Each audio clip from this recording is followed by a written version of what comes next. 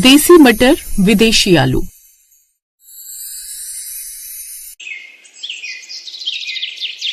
शांति के घर का नाम तो शांति निवास था, लेकिन वहाँ कलेश और शोर शराबे के सिवाय और कुछ नहीं रहता था। शांति को अपनी सास होने का पूरा घमंड था, वहीं उसकी बड़ी बहू श्वेता भी कम नहीं थी। एक दोपहर शांति हॉल में बैठकर आराम से चाय की चुस्कियां ले रही होती है, तभी श्वेता वहाँ आती है और अपनी सास को यूं खाली बैठे देखकर चिढ़ जाती है। माँ जी हद है, दोपहर के 2 बज रहे हैं और आप अभी तक हॉल में बैठकर चाय पर चाय पिए जा रही हैं। कभी रसोई की तरफ भी देख लिया कीजिए। अरे चाय पी रही हूँ तो तेरे पेट में क्यों दर्द हो रहा है, तू भी पी ले। और ये क्या तरीका है अपनी सास से बात करने का, शर्म लिहाज सब बेच खाई है क्या? माफ करना माँ जी, लेकिन अब मैं इस बड़े घर का सारा काम अकेले नहीं कर सकती, सारा दिन घिसती रहती हूँ। या तो आप इस घर में हाथ बटाने के लिए कोई नौकरानी रखो या फिर मयंक देवर जी की शादी करवा दो। कम से कम घर में एक और बहू आएगी तो मेरा बोझ कम होगा।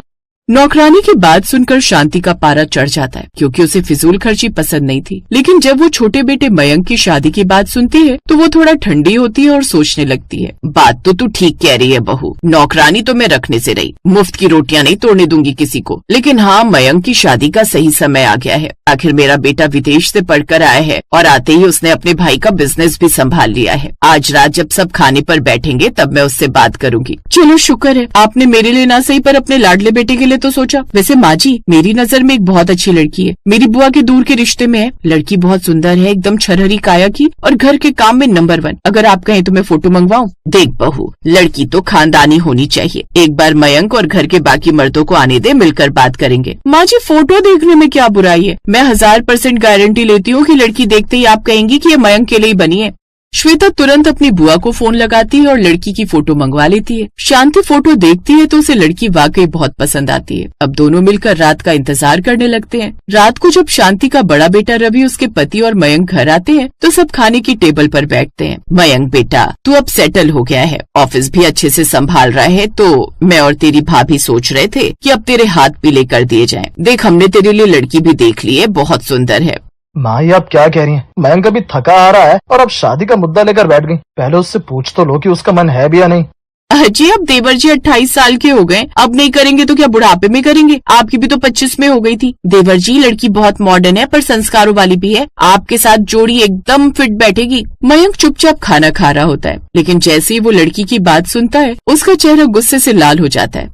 बस कीजिए आप लोग, आप सबको किसने हक दिया मेरे लिए लड़की देखने का? क्या मैं कोई बच्चा हूँ? और भाभी, मुझे आपकी बुआ के किसी रिश्तेदार से कोई मतलब नहीं है। मैं यहाँ की किसी लड़की से शादी नहीं करने वाला, क्योंकि मैंने विदेश में पहले ही अपनी पसंद की लड़की से शादी कर ली है।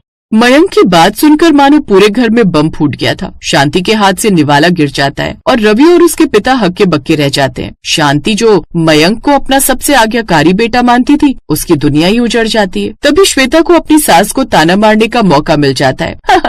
अरे वाह देवर जी, आपने तो कमाल कर दिया। हम यहाँ आपके लिए देसी मटर ढूंढ रहे थे और आपको तो विदेशी आलू पसंद आ गया। क्यों माँ जी, देख लिया अपने लाडले का कारनामा? जिसका घमंड आप पूरी दुनिया में करती थी, आज उसी ने आपकी इज्जत का कचरा कर दिया। मयंक, क्या ये सच है? तूने हमसे इतनी बड़ी बात छुपाई, तूने एक बार भी अपनी माँ के बारे में नहीं सोचा।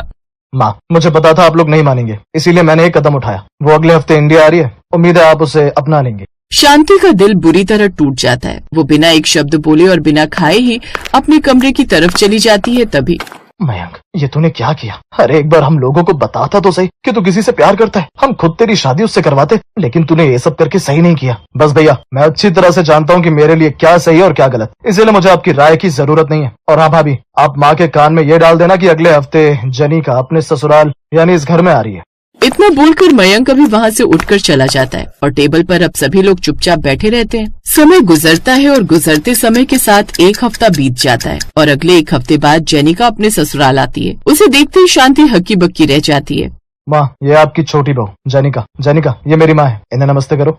नमस्ते सासू माँ, आप बहुत सुंदर लगती हो। जेनिका आगे बढ़कर शांति के पैर छूने की बजाय उन्हें जोर से गले लगा लेती है। शांति एकदम पत्थर जैसी हो जाती है। उसे समझ नहीं आता कि वो क्या करे। पीछे खड़ी श्वेता अपनी हंसी दबाने की कोशिश कर रही होती है। अजी, देख रहे हो सासू माँ का चेहरा? ऐसा लग रहा है जैसे किसी ने बिजली का करंट लगा दिया हो। अब आएगा असली मजा।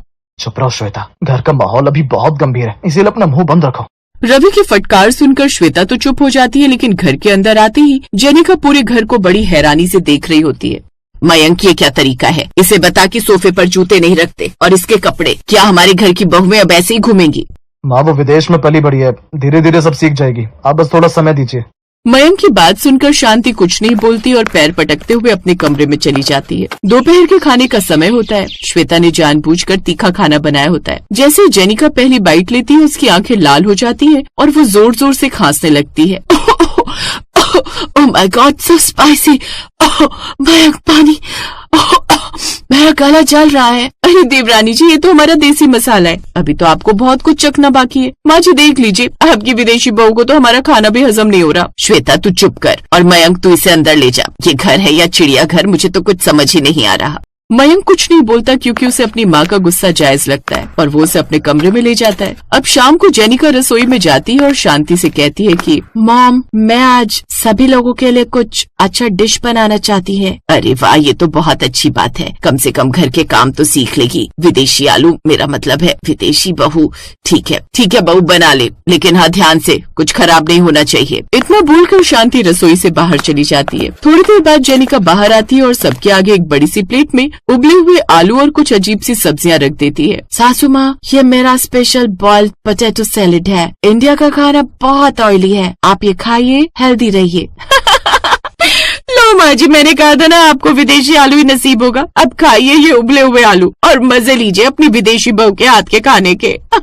मयंक, आज से इस घर में 2 चूल्हे जलेंगे। मैं और तेरे पापा ये उबला हुआ खाना नहीं खा सकते। तूने अपनी पसंद तो चुन ली पर हमारी पसंद का गला घोंट दिया। शांति वहाँ से उठकर चली जाती है। जेनिका मासूमियत से मयंक की तरफ देखती है। उसे समझ में नहीं आता कि उसने क्या गलत किया। मयंक बेचारा दोनों के बीच फंस जाता है और थोड़ी देर बाद जब मयंक अपनी पत्नी को लेकर कमरे में जाता है तो वो उसे सारी बात समझाता है और इस तरह शांति की विदेशी बहू अपने ससुराल में एडजस्ट करने की ठान लेती है। अब अगले दिन वो YouTube से देखकर बहुत सारा खाना बनाती है और जब सभी लोग खाना खाते हैं तो उसकी खूब तारीफ करते हैं। शांति को भी काफी अच्छा लगता है और अब वो सबके सामने तो नहीं पर उसे मन ही मन अपना ले।